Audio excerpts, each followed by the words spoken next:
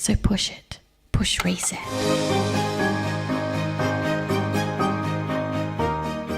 Agile as a process it's revolutionised the way in which software gets built and technology teams work. It's been around now for 13 years.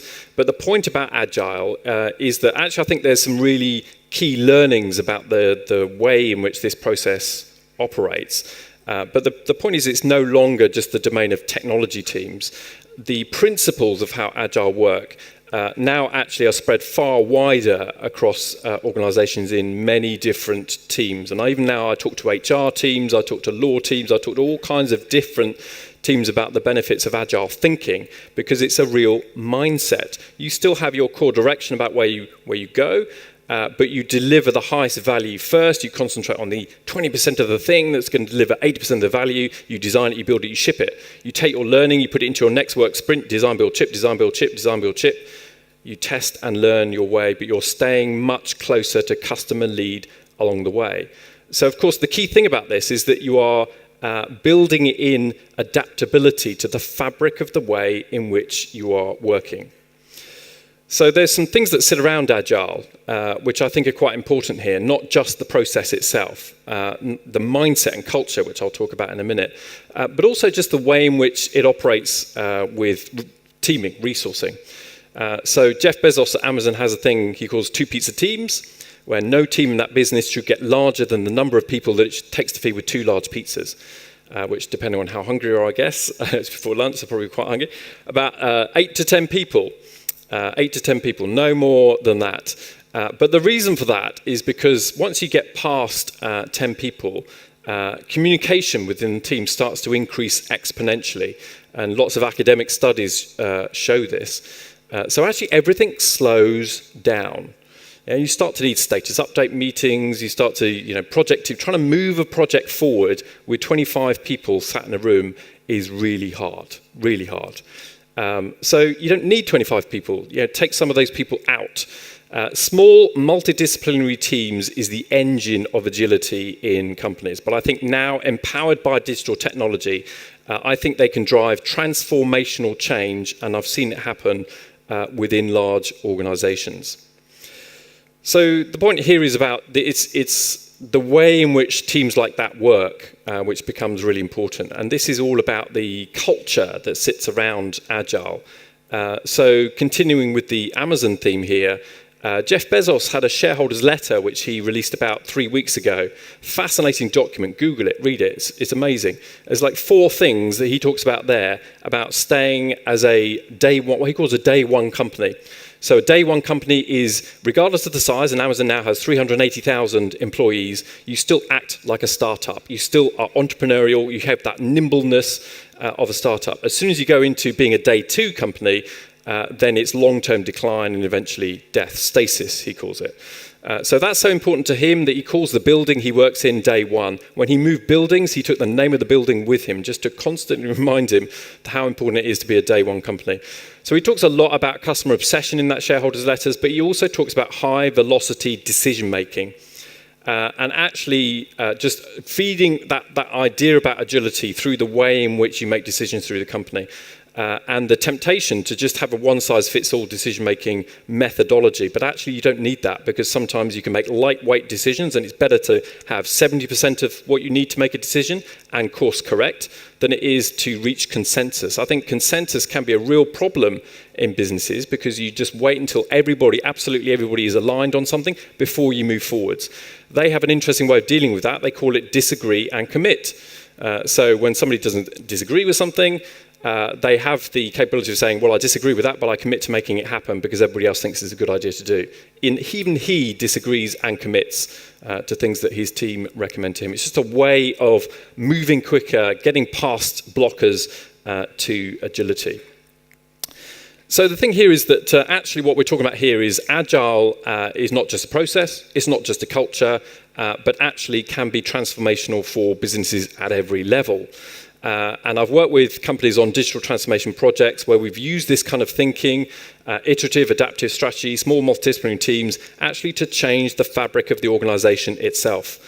So Eric Ries, who's the author of The Lean Startup, still the best book about lean, I think. It's been like 8 years ago now.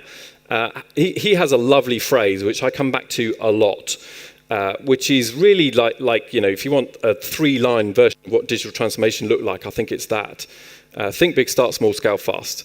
Yeah, so your think big is your big vision. You still need your direction about where you're going, but you start small in order to get there. Yeah, you start making changes, small multidisciplinary teams, but then you scale fast when you found what's working because you're testing and learning, removing assumptions as you go, validating assumptions and hypotheses, and finding your way to value. Some very big, important companies have used that kind of philosophy to drive quite transformational levels of change through their business, including GE and Burberry, The Guardian, which I've worked with, and so on. So the point about this actually is that you need to create space. So this is John Cotter. John Cotter, who wrote Leading Change, one of the most famous books on change management back in, about 20 years ago now. And so his 8-step process for change. He wrote a follow-up to that book called Accelerate. Not many people read that, but that was really about taking leading change and looking at the context of how things were changing in the context of everything that I've been just talking about, rapidly evolving environments. And he came up with this idea of the dual operating system. What he was basically saying here is that when you're a startup business, you start as quite a network type of business naturally. You're a small bunch of people, you're connected into lots of different sources of value, you're finding a business model, you're naturally kind of connected in as a networked company. But over time, you need efficiency, you need management. Management is a brilliant invention because it enables companies to scale. So you start to look more like the left-hand side. But over time, what happens is that you look entirely like the left-hand side because the network side of the business gets smaller and smaller and smaller until it completely disappears. So the trouble with that is that when you try to introduce something new, you try to create new value within a company that is entirely hierarchical, it's difficult because everybody has a day job, they're working 100% as it is, so they just see it as additive. Yeah, so it's difficult to create any kind of a space within that environment. So you need to introduce a more networked side, is what he was saying. So this dual operating system is like hierarchy and then you have network. But actually, I think there's a slightly better way of thinking about that same idea because I've seen this really work well in companies that introduce that kind of network side to their business and create that space in order to innovate and create new value. But a better way of thinking about this, I think, is pioneers, settlers, and town planners. Because actually, when you think about the people side of this as well, some people are better and really passionate about coming up with ideas. Yeah, they're ideators, they're pioneers. So they're brilliant people, so let them do what they are brilliant at. But then we also need to commercialize those ideas, otherwise they are just never going to go anywhere. So we need settlers, and settlers are also brilliant people because they can take something which is just a half-baked idea and they can make it make sense in the world and build a business model around it. But then we also need town planners, and town planners are the people that can operationalize, institutionalize, and scale. And they are also brilliant people because they make it work at scale. So often I think the challenge, in my experience here, is that middle bit. Because we have innovation labs, we have digital teams, we have teams in companies that come up with new ideas, but then it's sort of plonked into that hierarchical side of the business and business as usual. And of course, short-termism, we've got to hit this target this quarter. It just dies. It withers and dies. So that middle bit, I think, is quite key in actually nurturing that idea, enabling it to get to a stage where the town planners can take it and really make it work at scale. So on to my last thing here, which is about culture. And I think culture is just not talked about enough as a part of what digital transformation is all about. If digital transformation really is 90% people, 10% technology, which I think it is, then the culture that you have within your organization is absolutely critical to making it work. So this guy here is a guy called Abraham Wald. He's a famous mathematician. So he fled the Nazis at the end of the 30s and was a Czech refugee. Went to America, went to New York, and he worked with the American Air Force again, actually in the Second World War, on a project to help them to stop them losing so many bomber planes that were getting shot down over Germany, and they were just losing too many planes. And so they were proposing to armor plate the planes, but of course the problem was they could only armor plate half the plane because otherwise it would be too heavy to fly. And so they looked at where the bullet holes were on the plane, and then they noticed that the bullet holes typically were around the center of the fuselage, in the wings, and around the tail gunner. So they said to Abraham Ward, that's where we're going to put our armor plating. And he said, you know what, you should do completely the opposite, because those are the planes making it back. Think about that. Yeah. So I think we've got some very powerful biases within business. Confirmation bias, we look for things to confirm our existing worldview. Success biases, we're very good at learning from successes, and far less good, of course, at learning from failures. So I think we have this interesting thing about failure. And I think actually it's not always that helpful to talk about failure. I prefer to talk about learning, because developing a learning culture is something which is important to, more critical, I would say, to every organization now. So this is the kind of typical sprint working and methodology, which is, grew up out of methodologies like Agile and Lean and so on. But I think sprint working can be transformational to businesses, because what you're doing with sprint working is you are compartmentalizing a backlog, as it is, or a list of things that you need to do, or the biggest project you can chunk down to the smallest possible things in order to understand what that job looks like. And then you reprioritize it. You prioritize it. You say, well, we're going to plan our sprint. So this is what we're going to achieve in the next 4 weeks. And then at the end of the sprint, you do the what and the how. You do the review, what have we achieved, but you also do the retrospective, which is how we work together as a team. And along the way, you do daily stand-ups, all that. That's all about removing blockers and barriers. It's not about monitoring and tracking where you're getting to. But the point about this is that actually every 4 weeks, what you're really doing here is that you are adapting, because you are reprioritizing your strategy every 4 weeks, what you need to do now in response to the latest context. So you're building adaptability into the fabric of the way that you work. But what you're also doing is learning, because that retrospective, and how good are we at taking a step back as companies and saying, how did we work together on that, and how can we work better together next time? I think we're rubbish, actually, at doing that. We just want to move on to the next thing, and the next thing, and the next thing. So what this does is it forces you to do that. And that is all about building organizational momentum. That's about building a learning culture into the fabric of the way in which you work. But I've also seen, I think, that this way of working is enormously energizing to companies and to the employees, the people that do sprint working. Why? Because, Teresa Amabile, who's the head of research, wrote this great book back in 2012. Called The Progress Principle. And she based on a big piece of research, so she got thousands of people to fill in work diaries, basically saying what constituted a good day, what was a bad day, and then she was tracking performance and things like that. But she came up with this idea of the positive inner work life, which is basically how people feel about their work environment. What do they feel when they come into the office in the morning? Is it a positive feeling, or actually are they dreading a Monday morning? And so, the idea actually that the thing that actually really contributed towards that positive inner work life was the idea of progress. Actually, if you spent your day sitting in meetings, firefighting, doing email, that's a bad day. If you actually made progress towards a goal that you're trying to achieve, that was a good day. Yeah, and the thing about sprint working and Agile and all those kinds of things is that they're enormously transparent, and you are delivering regular value at every single stage. You can see the progress. That's why it's so energizing, that's why it's motivating, and that's why you build organizational momentum when you're working in this way. So I did a very interesting piece of research for the IPA in the UK on the future of agencies, talked to lots of different agency side, client side marketers as well. And this was one of the models that came out of it, but I think is applicable to talk about here today. And that's the idea of the experience. We all know how important experience is now to marketing and to organizations. But I think there's ways of thinking about experience. We talk a lot about customer experience. Every company that I deal with is certainly focused on customer experience as almost their number one priority right now. But customer experience to me means all of that kind of stuff about optimization, frictionless, you're creating exceptional customer experiences. But there's also this thing called brand experience, yeah?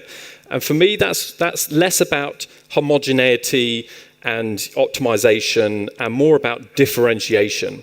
So if you're a brand and you have a skill on Alexa, what's the tone of voice that you should have for that skill on Alexa? How does your brand differentiate itself from thousands of other brands which are all rushing onto that platform and so on? That's about building a digital brand, isn't it? But also we've got this third area, and I think agencies were doing some interesting work in this area, but which is employee experience. Now, the thing about this is that I think the parallel here is that if you think about what digital transformation is all about, we hear a lot about customer experience as a driver for digital transformation. And there's been some great case studies of companies using CX as a kind of prioritization tool within digital transformation.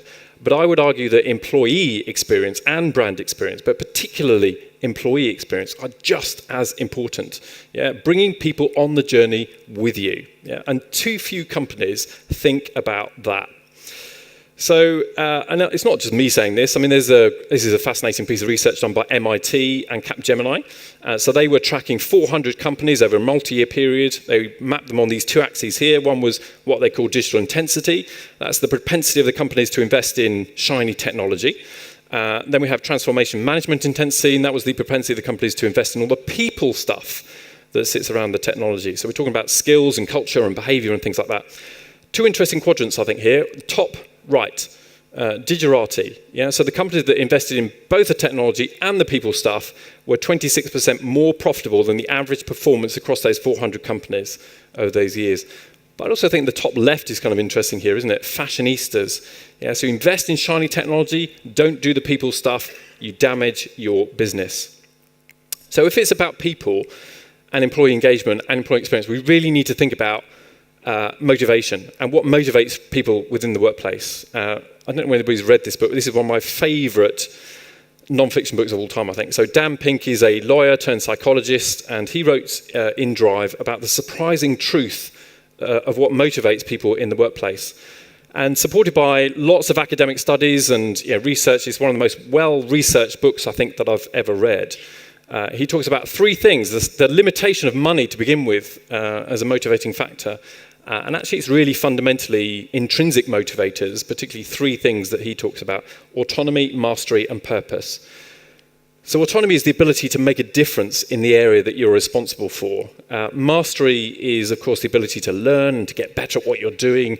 And then purpose is, of course, the feeling that you're working towards something worthwhile, that there is reason for what you are doing. I mean, intuitively, that just makes sense, doesn't it? But the thing that I was thinking when I read this book was the parallels here with the companies that I see doing digital stuff really well, doing digital transformation really well, getting that organizational momentum really well, are characterized by those three things: autonomy, mastery, and purpose. So again, I'm not the only one saying this, but lots of research around building a culture of true collaboration, or building the culture to move fast. Google have done loads of fascinating studies in this area. There's a great book by Laszlo Bock, who's the head of people operations at Google, talking about how they changed HR, ripped it up, started again. It's called Work Rules. But they did a big study on high-performing teams in Google. They were looking to understand what constituted high performance versus low performance. They studied 100 teams over about 2 years. And interesting, all the things that you would think would make a difference to that, so things like team composition, background, education, all the rest of it, made no difference whatsoever. The one thing that really made a difference is what they called psychological safety. Psychological safety. And that's the feeling that you can be yourself in the office environment, that you can bring your whole self into work to say what you really think. This is one of my favorite definitions of psychological safety: comfort with dissent combined with mutual trust and respect. That, to me, is about building a culture that can move fast. But of course, we need accountability aligned with that. So this is work taken from Amy Edmondson, Harvard professor. She wrote a great book called Teaming, talking about the dynamics of teaming. And she made the point about if you have a lot of psychological safety and not much accountability, you're not really going to achieve a lot. It's a very comfortable place to work, but you're probably not going to achieve very much. Too much accountability, not enough psychological safety, you get anxiety. So the learning zone is really that top right quadrant. You combine psychological safety with accountability. That's all about building a culture to move fast. So in summary, that's why we talk about those three things in the book. Fast is not just about speed, it's about responsiveness. How responsive are you as an organization? How maneuverable are you as an organization? Focused, so not just alignment here, we're talking about adaptive strategy. Less linear, more circular, strategy as a circle, but also flexible, the cultural enablers to enable you to move fast as a business. So I'm going to finish now with my favorite quote on change, which is the secret of change is to focus all of your energy not on fighting the old, but on building the new.